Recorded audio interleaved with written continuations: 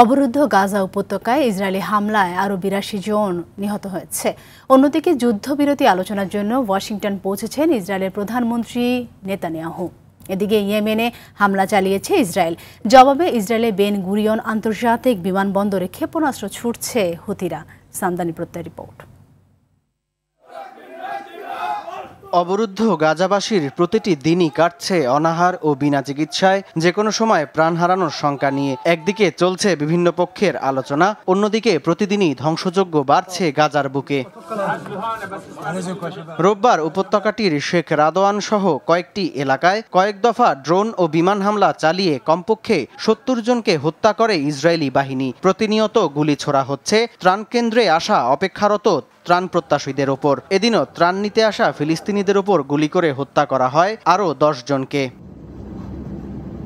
এদিকে কাতারে আবারও আলোচনা শুরু করেছে স্বাধীনতাকামী গোষ্ঠী হামাস ও ইসরায়েলের প্রতিনিধিরা। তবে পূর্ণাঙ্গ যুদ্ধবিরতি ও সৈন্য প্রত্যাহার না করলে কোনো চুক্তিতে না পৌঁছানোর ঘোষণা পুনর্ব্যক্ত করেছে হামাস।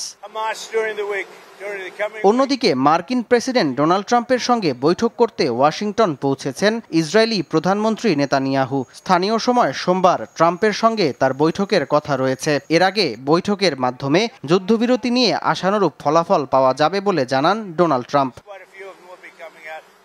গাজা উপত্যকার পাশাপাশি ইয়েমেনের হোদেইদা এলাকায় কমপক্ষে ২০টি হামলা চালিয়েছে ইসরায়েল। রোববার হোদেইদা, রাস ইসা ও সাইফ বন্দরে হুতিদের লক্ষ্যবস্তুতে আঘাত হানার তথ্য নিশ্চিত করেছে আইডিএফ। তবে এসব হামলায় কোনো হতাহত হয়েছে কিনা তা নিয়ে কোনো তথ্য জানা যায়নি।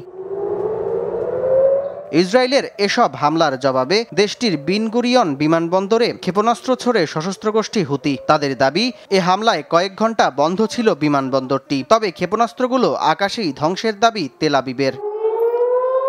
সামদানি প্রত্যয়, RTV।